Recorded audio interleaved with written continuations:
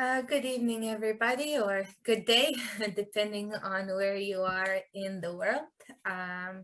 My name is Nana Gulic, and my job today is to introduce today's speaker. Welcome to another edition of ICIE Talks.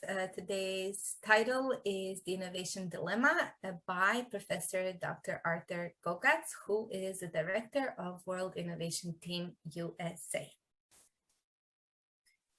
Arthur is an associate professor and director of the World Innovation Team, an international consulting firm located south of Los Angeles, California, with a branch office in Bangkok, Thailand. He has 35 years of university teaching experience, with 85% of that at the graduate level. Today, he teaches and offers training for a variety of institutions and firms worldwide. Originally from New York City, Art has taught in 23 different countries worldwide, lectured at 37 institutions, and lived and worked in North America, Europe, South America, and Asia. His specialty is creativity and innovation in business, and he has more than 50 articles and 3 books on the subject. The most widely read, Business Creativity, Breaking the Invisible Barriers, published by Palgrave Macmillan, has been translated into Russian and Chinese. He is a frequent speaker at international conferences on business and education. With us today is also Professor Taysir Yamin, who is a General Director at the International Center for Innovation and Education, and he will introduce today's lecture to us. Thank you so much, Nana, for this introduction. Yes, we have Arthur Gogatz with us now, and as you know, it is around midnight in Bangkok.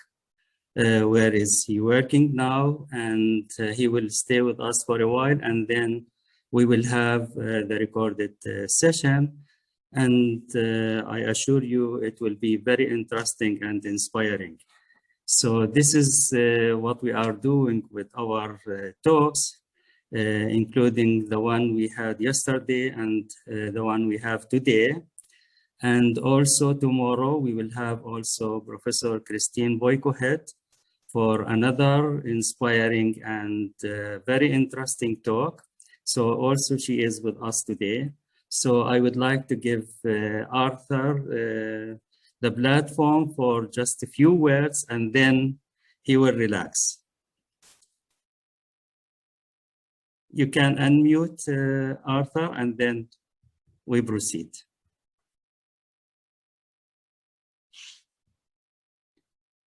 It is a mute.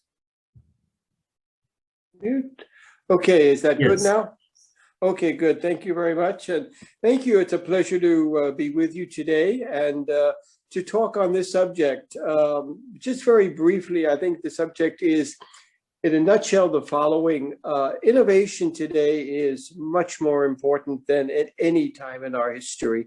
This is true in business, but it's true pretty much in everything, in all industries. And while it's more important, the results haven't been as good as they should be. A lot of industry leaders are not happy with the results that they're getting from innovation initiatives. And also when we look at it, the amount of, the number really of highly creative people in the world is not increasing. So while the demand is there for more and more creativity, we're not really living up and being able to supply it. And I believe it's an issue really of training, but it's also, of course, of education. And what happens is we really need to restructure and do some structural changes in both areas. And that requires time, requires more dedication and money. And a lot of firms are not really willing to do that. And I think that's basically what we're looking at. And that's what the talk tonight is pretty much about. And I'd like also to thank you very much. If there are any questions after the talk, I would be happy to answer them what we'll do is you'll just please put them up on chat and then I'll get back to you. But I promise to get back to everybody who does give me a question. And I love questions. So thank you. Thank you all in advance for as many questions as you have.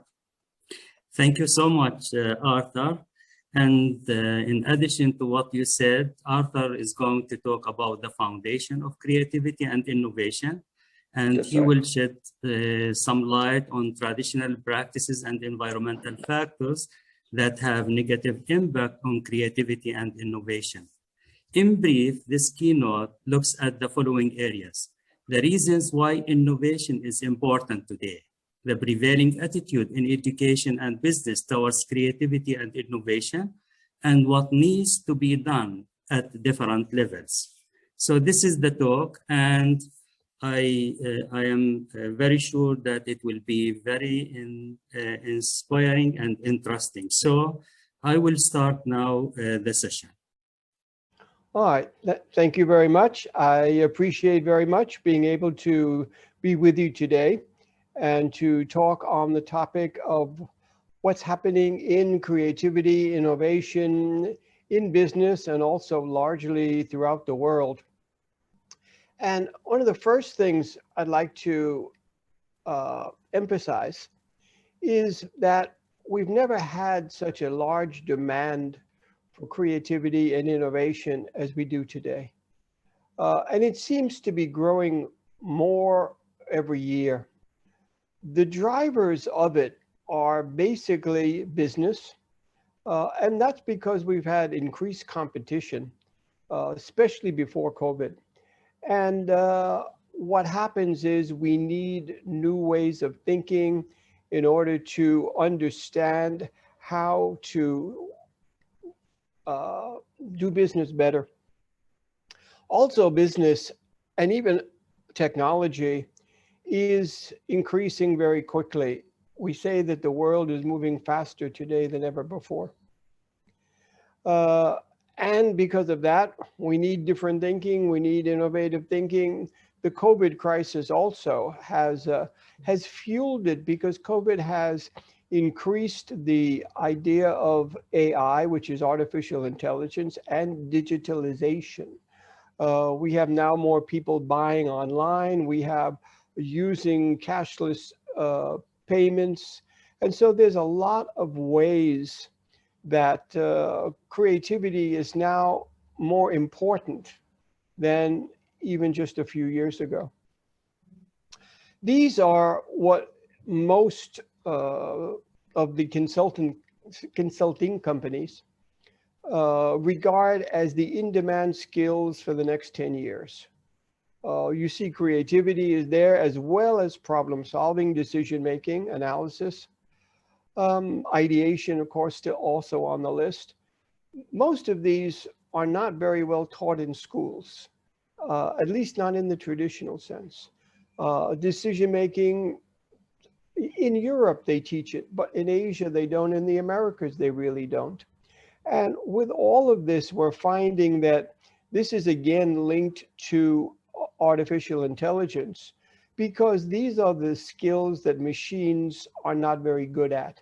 Machines are good at problem solving, but not at complex problem solving. And they're not good at finding connections between things that don't seem to be related. If there's a relationship, okay, the machine can say yes, but sometimes there's no relationship, and yet they are related. And that's something that we need humans for. So all of these, what they call soft skills, are more in demand, and they will be even more so for the next few years. All innovation comes from people. And that's one of the things we sort of forget. I work all the time in innovation, teach, do training. And unfortunately, a lot of companies treat innovation as a thing, a system, something they can buy. And they forget that innovation begins and ends with people. And one of the things, as we noted before, the demand for innovation and creativity is at an all-time high, but we don't have more creative people on the planet than we did 100 years ago, or even a few hundred years ago, which means that the supply is not meeting the demand. So while we need more and more creativity, innovation, the problem that we basically have, now that we can talk about the problem, is we're not developing enough creative thinking and creative minds. That's basically what I want to address today and look at it from different points of view. One of the things that's quite important is most children, estimates are 90% of children are highly creative. The estimates also, this comes from American Management Association, are that only 2% of adults are highly creative. That means most adults are slightly, sometimes we can use the word even marginally creative, but we don't have in an adult the vibrant creativity that we have in children. And psychologists say that the age where we are the most creative is between 5 and 11. Once we go through puberty and once we go through adolescence, we start to lose the creativity. And this is one of the major factors because today business and most people even think, oh, I'm creative. It's just sort of dormant. It's sort of sleeping. I just have to wake it up. I'll be fine. Which means the difference between the way I look at creativity and the way a lot of other people do is they think, well, we don't really need much in order to get somebody to be really creative. And I say, yes, you do. You spend, or the average adult spends, at least 10 years, and usually more, losing the creativity you had as a child. And it's impossible to get it back in a really short period of time. Most of the time when I do training, companies give me 1 day. I recently did training for a big company in Vietnam. It's the biggest private company in Vietnam. And they wanted me to train all their management, which was about 1,500 people. And at the meeting, first meeting we had, the executive vice president, which is the number 2 in the company, said to me, all our managers have MBAs, therefore they're all creative. And I didn't say no, but I said, oh my God. Now, if I had said no, they wouldn't have given me the training, which is the problem. But just getting an MBA, just having education, just being intelligent does not make you creative. And most people cannot get your creativity back in a day. Lose it, again, as you go through puberty, adolescence. Schools contribute to that. So do families, even well-meaning families. I mean, they don't want their children to take chances. They push them into the professions which are safe. It's very well-meaning, but children tend to learn what they can't do, not so much what they can do. And that's a big difference. I remember when I was in school, I went to public school in New York City. And at that time, which was quite a few years ago, it was fairly informal dress, but the boys all had to wear ties. Girls couldn't wear pants. They had to wear dresses or skirts. And at the time, okay, wear a tie. I didn't really appreciate it, but I didn't question it. Today, I would immediately say, why do I need to wear a tie? Does it help me learn? If the answer is yes, gladly wear a tie. If the answer is no, then why? And if you put this question to people, they don't answer you. Why do you wear a tie? Why do you need to? Why do you have to do this? We don't ask enough questions. Honestly, I teach creativity very often. And perhaps the most common question I get is, Art, if I only had one thing, I don't have a lot of time, I just want one thing, it's going to make me instantly more creative, what would it be? And my answer is, ask more questions. Most of my students don't. Even when I tell them, if you want an A, ask questions, guarantee you an A. They still don't. And it goes back through all of our education. There was a famous experiment some years ago. It happened at an American firm called General Electric. And GE at the time had a CEO whose name was Jack Welch. And he was a bit of a flamboyant guy. And he had some very different ideas. He was involved in open innovation. Open innovation just is, you can work with people outside your company. Okay. But Welch at the time famously said, "Ooh, we're spending a lot of time in meetings." Statistically, the average executive today, pre-COVID, spent 23 hours per week in meetings. That's a lot. So Welch said, okay, from now on at GE, all the meetings, we stand up. Don't sit down. Well, what happened? They cut the meeting time in half. Why? Because the people were not comfortable to stand for a long time. So they cut out the blah, blah, blah. They just did what was important. Now, when I tell that to an MBA class, I ask them, I say, you're sitting down. Why? You tired? No. Then why are you sitting down? Because students always sit. Well, I say, maybe you can learn better if you stand. They don't stand. I say, maybe it's not standing. Maybe because there are studies out there that say we learn better when we're relaxed. Maybe you should ask the school for beds.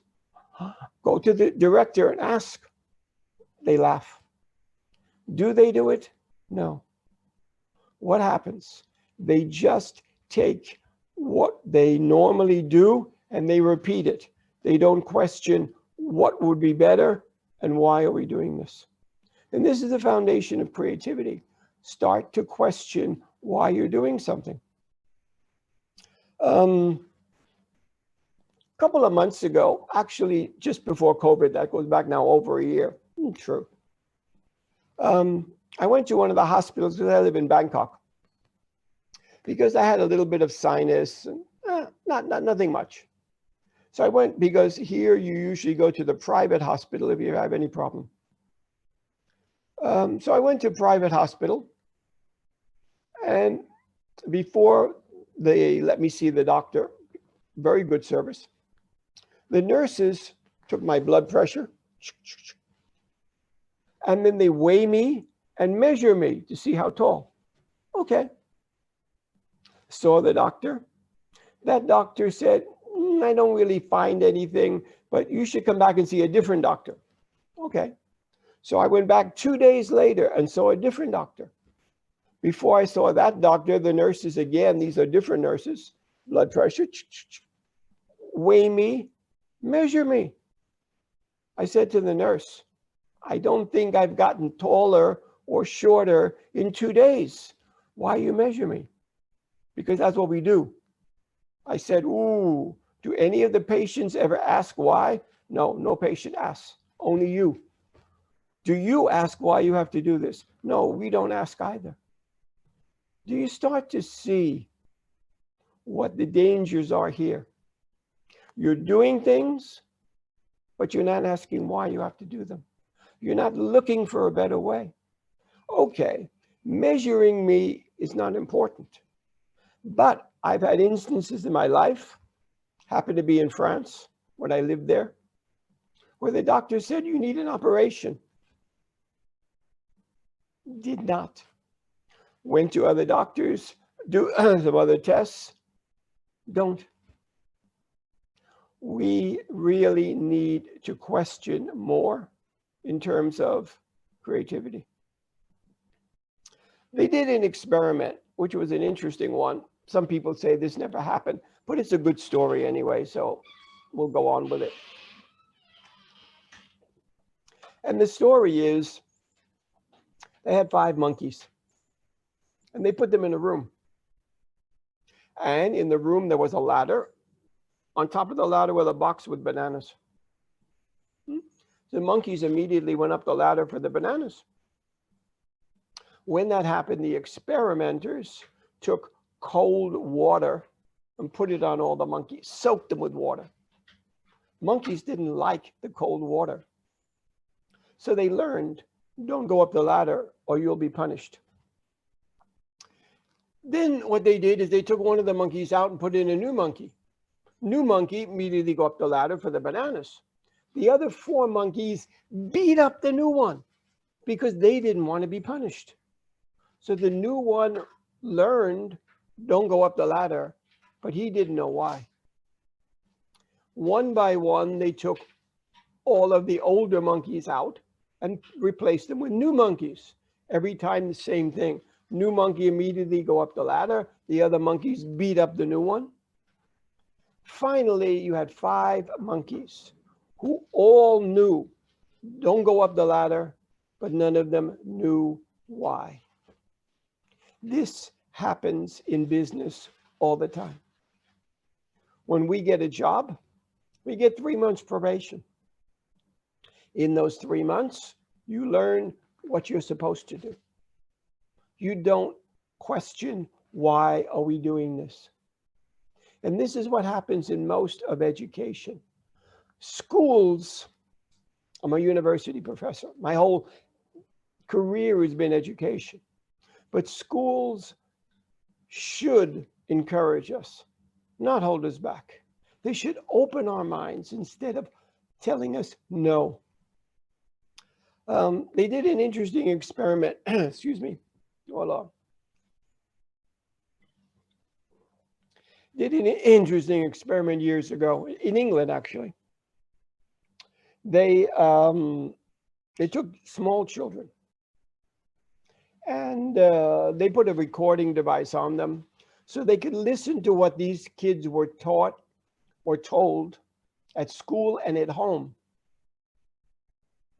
And they found that in the course of a day, 80% of what the children were told were, don't do that, or they were scolded for behavior that they had done, which means 80% was negative.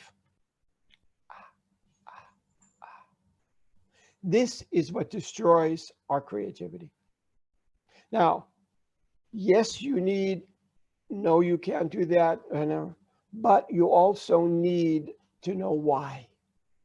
It's not because, many of the parents, because I said so. Teachers, why? Don't know. In school, they used to tell us, the Board of Education of New York, that's their decision. We don't know why, we can't find out. That's too simple. Okay. You're 20 years old. You've lost your creativity. How do you get back? Universities, not really, they don't teach it a lot. And most of the faculty is honestly not that very well qualified to teach these subjects. Training is watered down. They never give you enough time.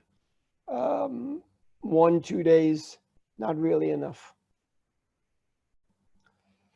This phrase is one of the most difficult. And it's a good phrase. Everybody's creative. People say that to push creativity, but actually it has the opposite goal and the opposite reaction, because it means you just need to tweak, make the environment good enough. Everybody can be creative, which means this says you only need to do a little bit. People don't want to hear everybody was creative. Everybody can be creative, but you got to really go through time and dedication. It's similar to weight loss. Diets don't work. You got to rethink your relationship with food and exercise. Also, sports. You can take a child who plays sports. Okay. And imagine this child didn't play for 20, 30 years. They're out of shape, probably overweight, and you want them to play well. So you give them the best equipment and you give them great conditions. Are they going to play well? No. What do they need? They need conditioning. They need training. They need coaching. They need practice. It's the same thing with creativity.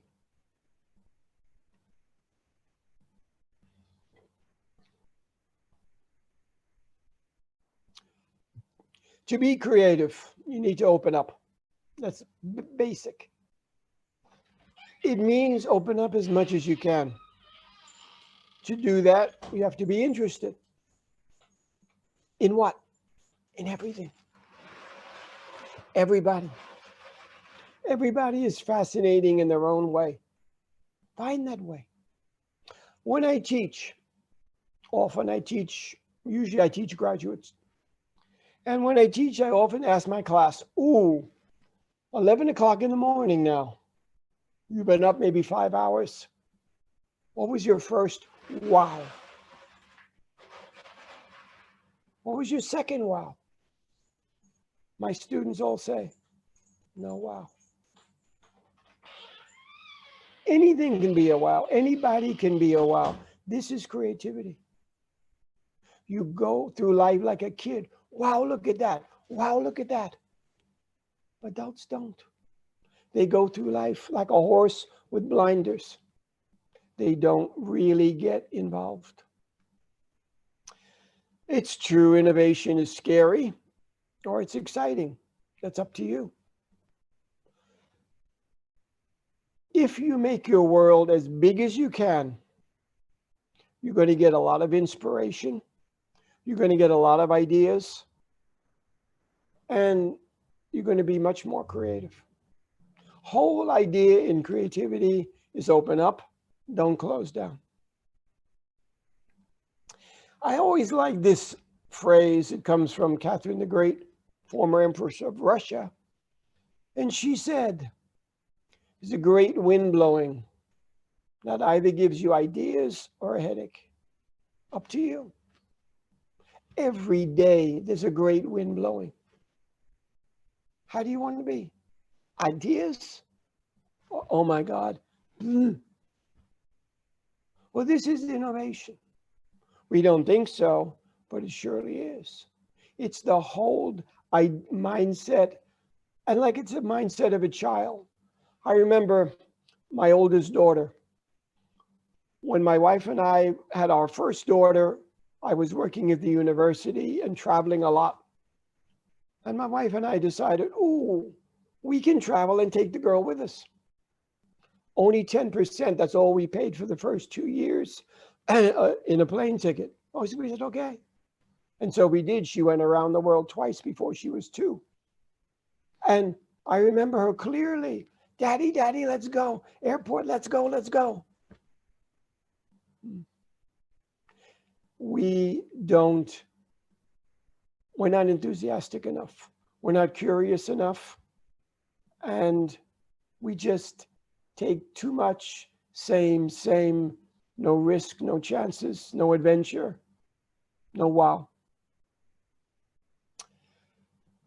Basis of creativity is being able to see a problem or a situation or people from multi perspectives.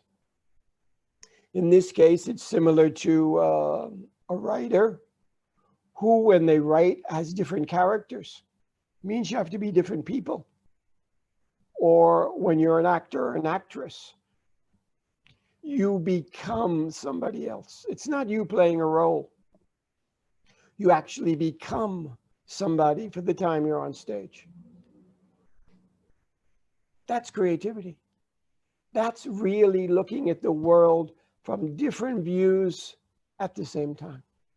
Most people cannot do it, can shift from one way of looking to another. This is also a very, really good quotation. So I'm a French artist, Henri Matisse, famous artist. And I basically say it's a foundation of creativity. He said, in order to paint a rose, you have to forget all the other roses you've seen. Look upon this one flower. As if you're looking at it for the very first time. Wow, wow, flower, wow. That's the way you look at life. Now, you don't do it all the time. You don't do it 24 hours a day. But you do it when you need to be creative. And you start to see more things in people. And then it becomes a habit. And it becomes quite easy to do. But in the beginning, not so much.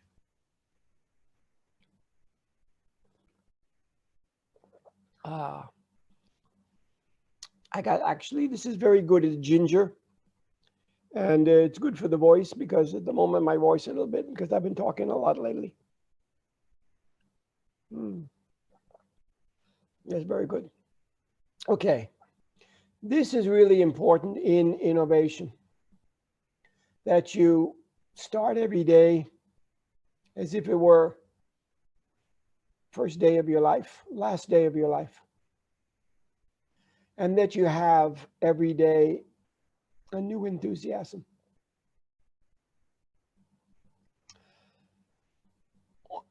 I'm not really going to give you today, because we don't have enough time, but I'm not going to give you really like exercises or problems.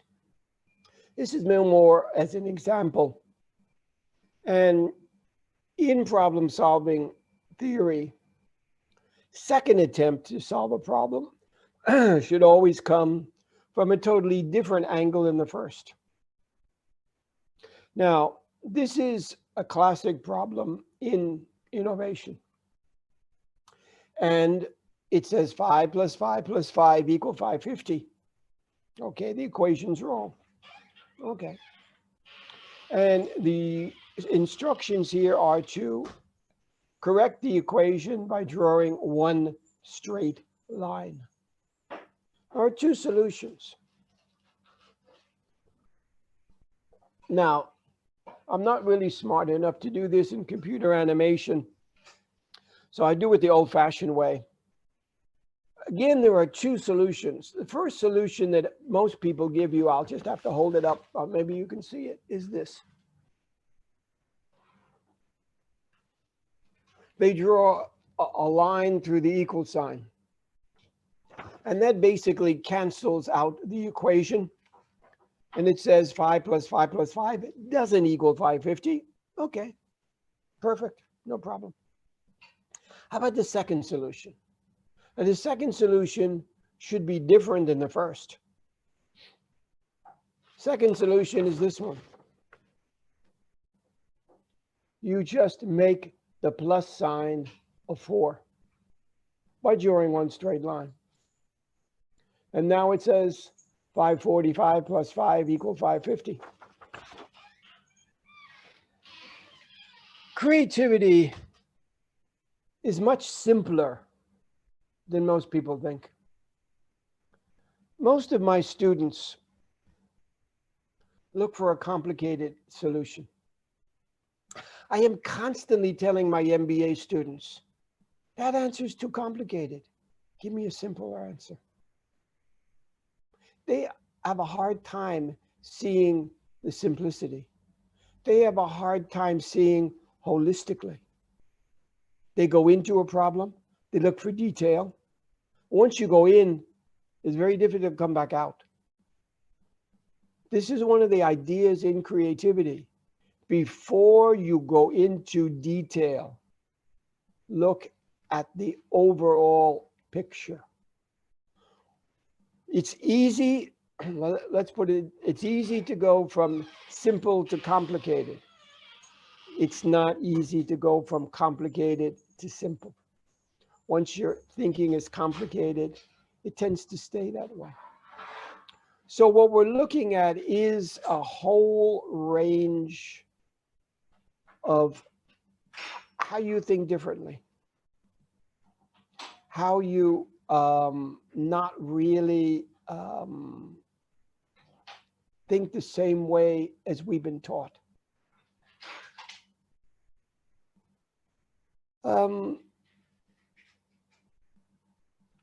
I mentioned before, adults don't question and they don't challenge.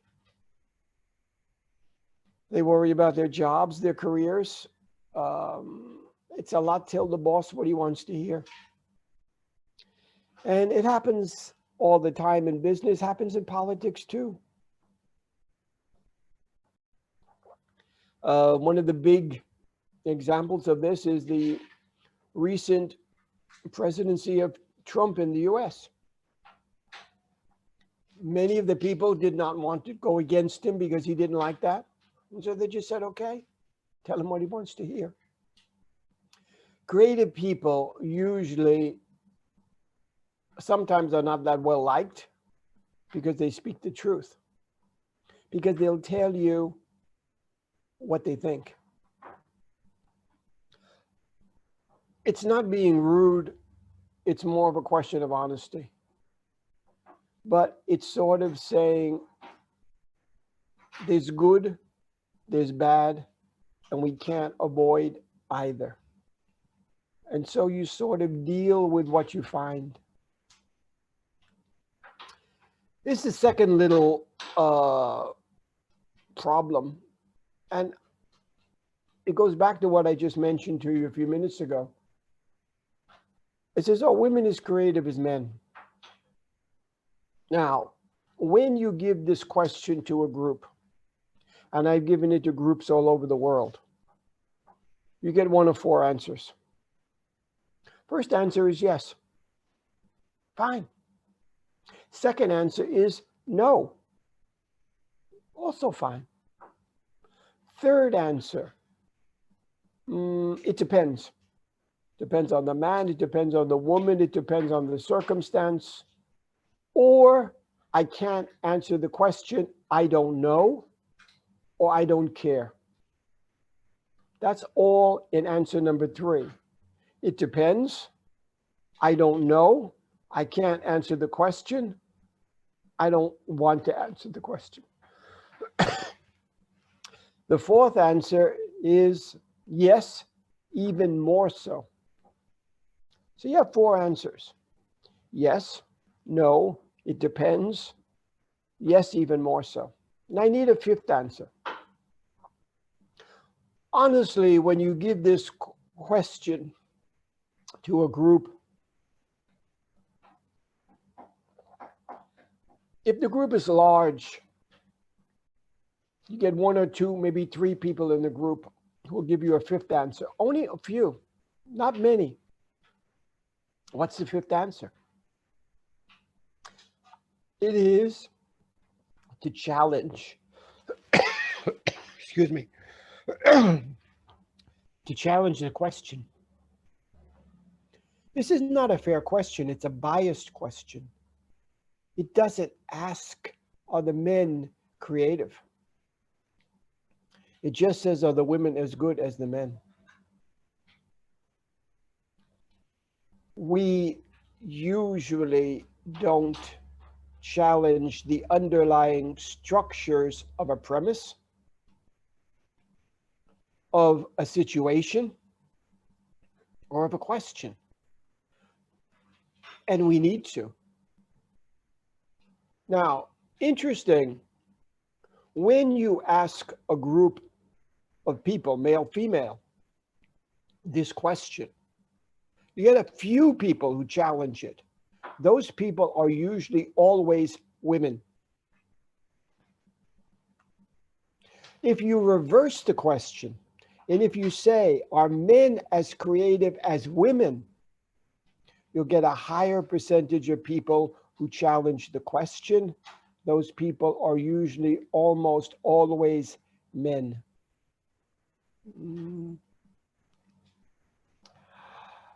We need to challenge. Why are we learning this? Again, I go back to my teaching. Okay, that's why, because I'm a teacher and a trainer. My students don't say, Art, why do we have a textbook? Or why don't we have a textbook? Or why are we learning this? Or what do you want us to get out of this? What is the learning assessment you want? Never. They just say, okay. Well, we need to really get involved in why things are done, because otherwise they won't change. Firms want innovation, but they also want to control everything. It's like driving a car, wanting to go faster, but refusing to take your foot off the brake. You're not really going to be able to do it. When you want to control, and I go back to the example I gave you when I first started speaking today, said I did some training for a company in Vietnam. It's a really good company, and they're making a lot of money. But they said to me, we will give you a day, and we want you to do case studies. Why? Because that's what our managers want. Also, that's all they need because they're already creative and it's just application. Well, the little exercises I just gave you, the managers in Vietnam, all of them got it wrong. And all the other exercises got it wrong. What? Yeah. So it's like going to the doctor and telling the doctor, oh, doctor, I'm sick, but I'm going to tell you how to treat me. It's a bit frustrating when you're a teacher or a trainer. Not so much teacher because the universities usually leave you more alone. The companies sort of micromanage you a bit more. But this is true. They want to control it. They say, I want to see the slides. You have to approve what are you going to teach? I want to approve the case studies. Most of the universities don't always ask me, let me see the case studies first, and I have to sign off and approve it, but the companies will. Desire to control everything kills your creativity because it reduces the size of your world to a size you feel you can handle. Unfortunately, that's a small world. The desire to control, to keep things small and manageable is really what destroys creativity. Go back, open up, try something new, learn something. Statistically, most adults don't make many friends after they finish their schooling. I think statistically they make only less than 6 friends. And they don't learn much either. Which means after you get finish with your schooling. Let's say the average person may be high school, because not a lot of people, not everyone goes to the universities. But let's say 22 to 25. After 25, and you reduce. Dementia is a problem. Seniors who don't really have much to do is a problem. Creativity is about always, every day, trying something, trying as best you can, but opening up. And if you can do that and question, you'll be more creative. But I go back to one thing, because I only disagree with all the experts in one major area. They say everybody's creative. They only need a small adjustment. And I say everybody was creative, but in order to be creative again, they need a bigger adjustment than they thought. That's the only difference we have. But it's a big difference.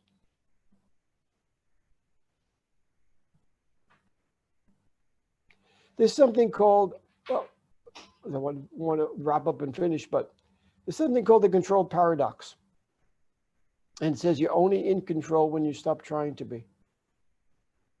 And the easiest way of looking at this is children don't try to be in control, mainly because they control nothing. Adults try to control everything. But what do you control? Very little. And so if you stop really trying to make your world small, you'll be more creative from that moment.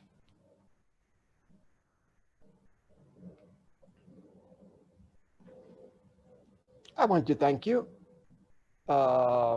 My company is called the World Innovation Team. It's a consulting company out of California. I'm based in Bangkok, and I work teaching at one of the universities in Bangkok now. But I'd like to thank you very much for your time and presence today, and hope to be able to talk to you at the conference and answer your questions. And if not, you could always contact me. I love to make friends, and I always, again, ask my students, it's an interesting question. I say, how many friends did you make yesterday? They say, no. How about last week? No, I'm not talking about Facebook. That doesn't count. How many friends? I love to make friends. Almost all my friends are my former students. Anybody new? Wonderful, wonderful. So, yes, pleasure. And I do want to say thank you so much. Thank you very much, my dear friend Arthur Gogatz, for this unique, valuable, and inspiring keynote. We really highly appreciate your continuous contribution to this field of knowledge.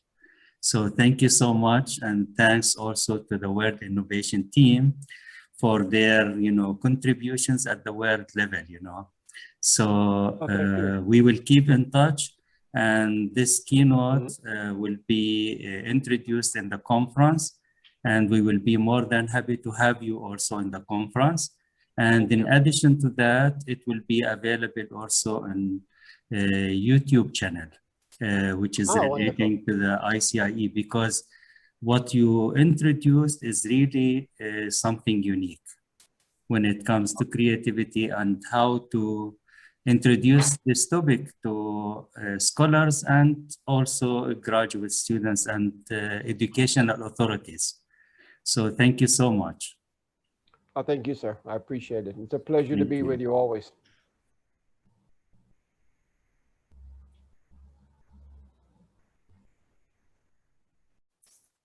Okay, so I think since we're not going to be asking questions directly today, maybe some of you would like to comment on something that you have heard in the lecture.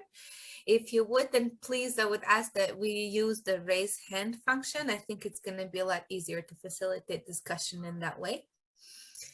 Yeah, so in this lecture, it seems like a professor is encouraging us to take a risk. So I'm encouraging you to take a risk and give us a comment, let us know. And since there are some friends in this group of mine also, like Christine or Yusuf or Connie, and who else is here? Oh, hi Maher. There's Maher. We have Alessandro Antoniotti, we have Jerome. Stella's here also, so please. So, yes, so you have a number of people. Yes, I'm expecting all of you to make a comment. So I see Christine raised her hand, so she can go ahead. You can unmute and then.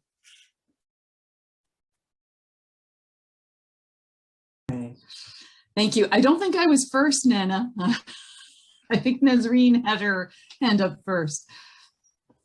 I thought that was. You can proceed because what we are going to do after we listen to the scholars in the session, after that we will open the platform for any other comments and discussions, and then we will conclude with some translation for the Arabic-speaking audience.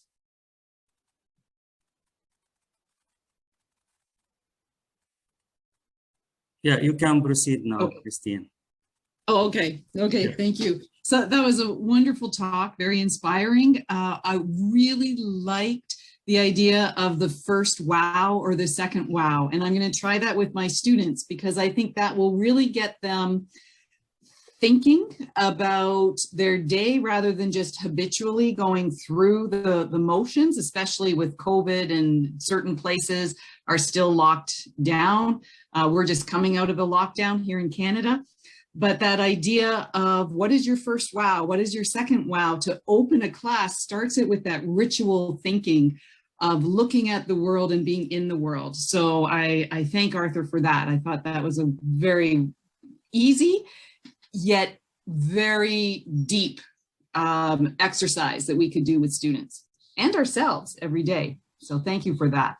And tomorrow we are going to listen to something which is also more interesting and inspiring when we talk about, your topic, how, could we manage creativity in the context of the classroom and how we could encourage students to and to promote thinking in the classroom. Yeah. Any other comment before we open the platform for questions?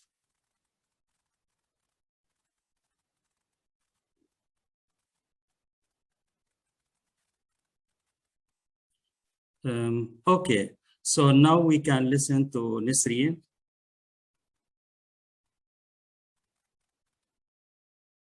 And then Dr. Samuel Farra.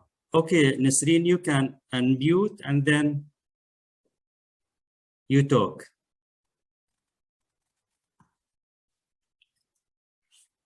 Okay, in this case, I would like to ask Dr. Samuel, can you please start?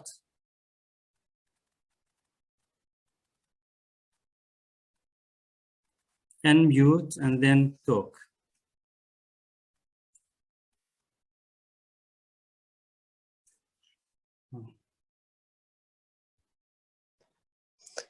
Hello, can you hear me? Yes. Yes.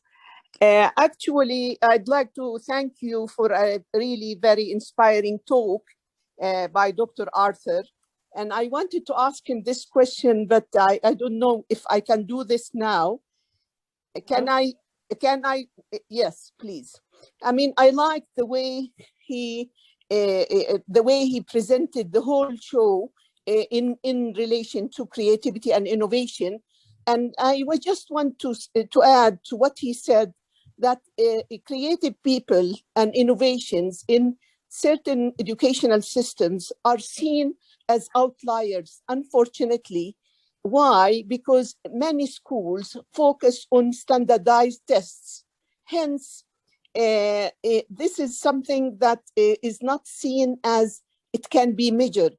So while we see these, I mean, schools kill creativity after a certain age, I fully agree that this is the case. I mean, for the sake of achievement and control inside the classroom and behaviors and so on, that part of creativity to make them conform, to make students conform to the policies and to the rules and to behaviors and to even the way knowledge or skills or whatever, creative people in our educational systems need a space, and not to be seen as outliers, but need a space because and that is to have a quota or some kind of consideration when it comes to assessments. To what extent this could be promoted not only in schools, but also in universities. I liked when he said they question, they come with the right questions, they come with new ideas. I mean, a number of schools now in certain areas put innovation in administration, innovation in classrooms, and so on. But these are small numbers. To what extent this becomes a core of our educational systems? Hence, these students who are really creative could have a place and a niche that would promote more creativity and more innovation. Thank you. Thank you, Dr. Samia. I think, Jerome, you wrote your note, but maybe you can talk. Jerome Aubrey. Yes. 9? Okay. Sorry. Okay. Sorry, Taysir, just 1 second, because we're not unmuting people, so they can't actually Unmute. talk. I already made it unmute, so Okay. they can unmute. Okay. Okay. Can we then give a word to try to give back the word to Nazreen, because I think she had a problem with it earlier. Hello? So maybe we can go back to her. Hello, can you hear me? Thanks a lot for you. Yes, I was unable to unmute the Yeah. microphone before. Okay, perfect. First of all, I want to thank you again, Professor Arthur and Dr. Taysir, Nana, everybody actually, for the interesting information. I really like the idea of opening up for being creative. I have one question, but please, about talking about children, especially children, because maybe we are unable to communicate with them like we communicate with adults. So how can I know, as a key, let's say, rule, if this children or this child is creative and help him or her keep his creativity? Is there a sign, a clue, a rule, general rule? I heard one It is not a sign or a rule. It is a whole process. We are talking about screening and identification process. Normally, we call it multiple criteria screening and identification process. And this process is based on acceptable and well-known definition or definition for the conception you adopted. For example, you see the definition proposed by Arthur, and he was talking about creativity in a different way. And when we heard also yesterday, we learned from Todd Lubart that creativity is something unique. You produce something never happened before, and it is appropriate to the context. So something like this. So when we deal with the gifted and creative people, or potentially gifted and creative people, normally we start with what we call multiple criteria screening and identification process. Yeah. And based on that, you will find the profile of each student. And after that, or based on that, you have to offer differentiation. And tomorrow you will learn more about what we mean by differentiation and what type of instructional materials you have to develop in order to meet the special needs of the gifted people. And when we talk about their needs, we are talking about two types of needs, whether cognitive pedagogical needs or social emotional needs. So in this talk of today and yesterday and also tomorrow, these three well-known scholars are going to address what we need when we talk about cognitive and educational needs. It is a matter of differentiation to produce high quality instructional materials. And also we have to educate teachers how to deal with the gifted or potentially gifted students. When it comes to the university, it is another story. But as you see, questioning, and you remember we had a very interesting talk before by Christine Boykohead when she was talking what type of questions you have to address in the classroom or when you talk to the kids. You see, so something like this. And you hear Arthur when he was saying that kids comes to the house carrying many questions, and then you stop them. You stop them from questioning, and the teacher doing the same. So this is the case. Okay, thank you. But we will talk also more after we conclude this session. Okay, thank you. Nana, it is your time to run the session. I think the session is over. Oh, maybe Maher wants to say something. I see a hand. Yeah, hi everybody. Christine, how are you? Nana, Dr. Taysir, everybody else, Yusuf. It's nice to see you back and to see everyone back on track. What I really wanted to comment on is this idea of classrooms, what to do in classrooms, how to promote creativity in a classroom. And I think the notion of space is very important. I think Christine commented on the wow, which is really emotional involvement, very important, positive and involved. And I think Dr. Samia mentioned a little bit this idea of the space. I think it's extremely important in our syllabi, because if you take any syllabus of any university teacher, I don't think you will find a space where students are invited to do something, to present something, or to create something as per their own guidelines. Because everything is conditioned with the textbook, everything goes back to a chapter, and my last paper put a big question mark on textbooks. Because the paradox is, in the United States, for example, there is a paranoia called communism, while to my understanding, textbooks are a feature of communism. It's like everyone is taking this Math 101, all. Why? Biology 101, 2 textbooks in the country. Millions of people are, why?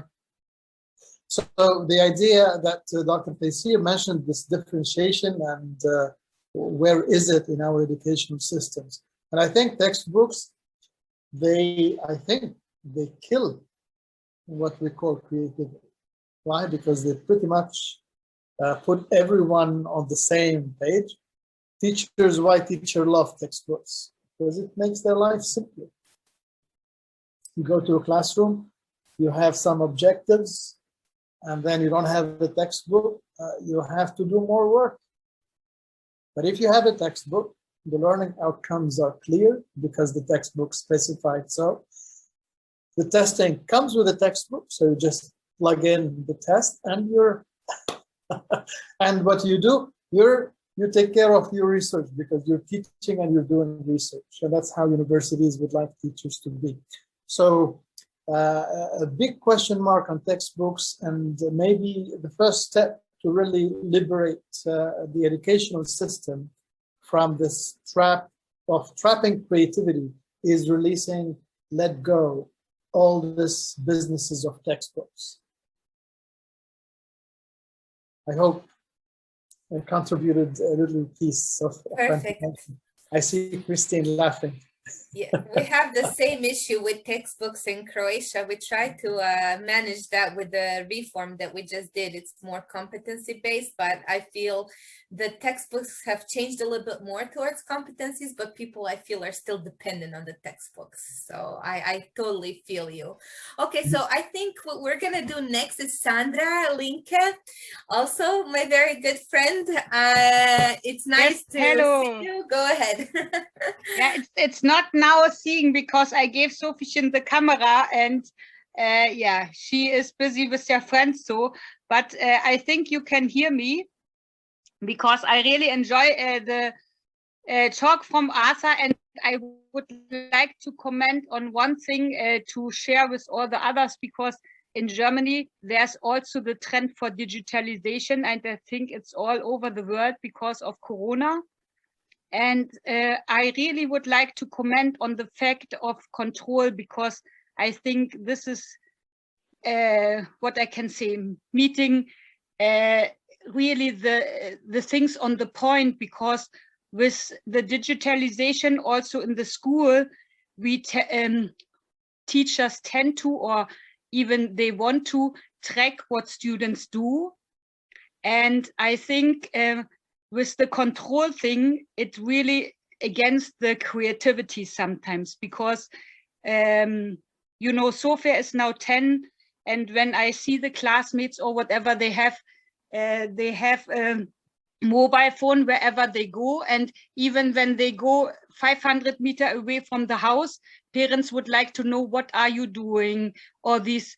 And yes, of course, as a parent, you would like to know that your child is safe, but think about the children who had the opportunity to go to the forest, to really be creative there, you know, to get inspired from the nature.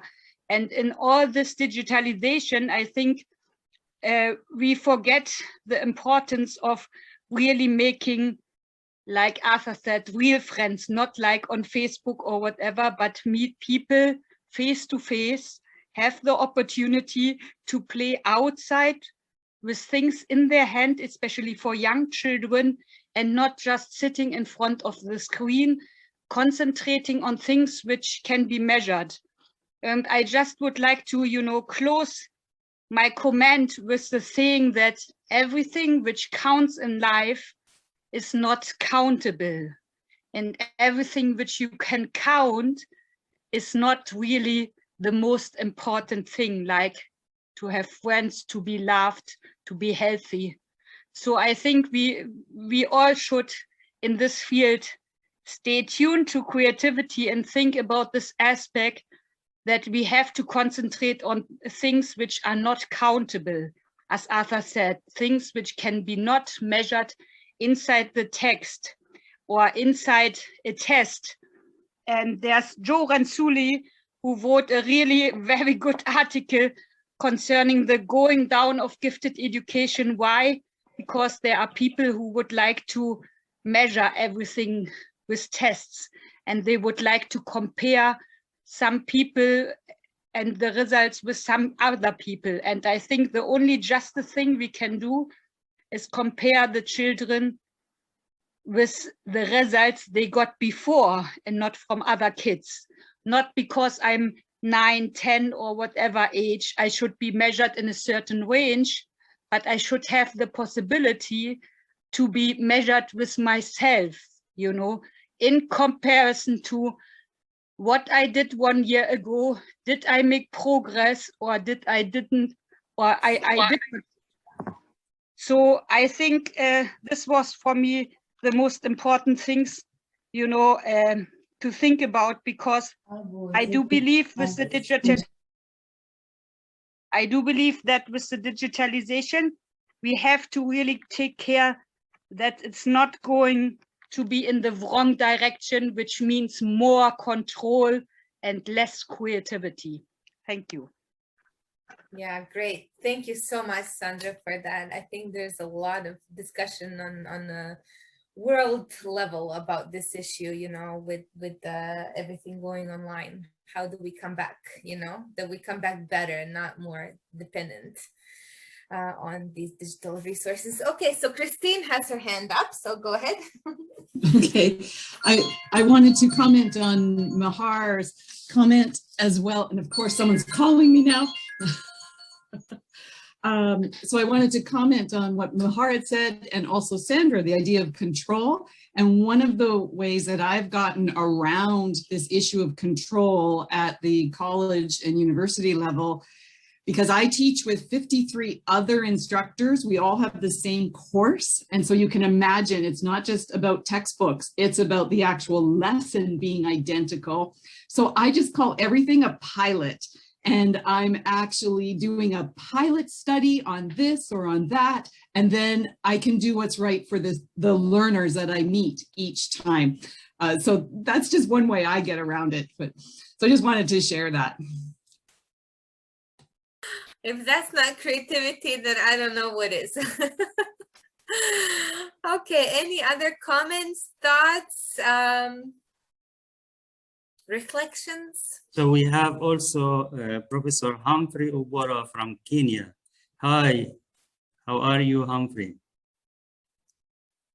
Of course, I am very happy to see all of you, but this is the first time I see Humphrey, on the screen. Normally we see each other face to face. Okay, any other comments? If there is no comments, Ahmed, I think you have, if you have no comments, so I would like to remind you that tomorrow at the same time, 6 o'clock or 6 p.m. German time, which is similar today, we will have another talk. It is a keynote. It is a main lecture in the ICIE talk series. It will be given by Christine Boyko-Pitt from Canada, and I encourage you to join tomorrow. And if there is no any other questions, I would like to conclude this session, and I would like to thank you so much for attending this session.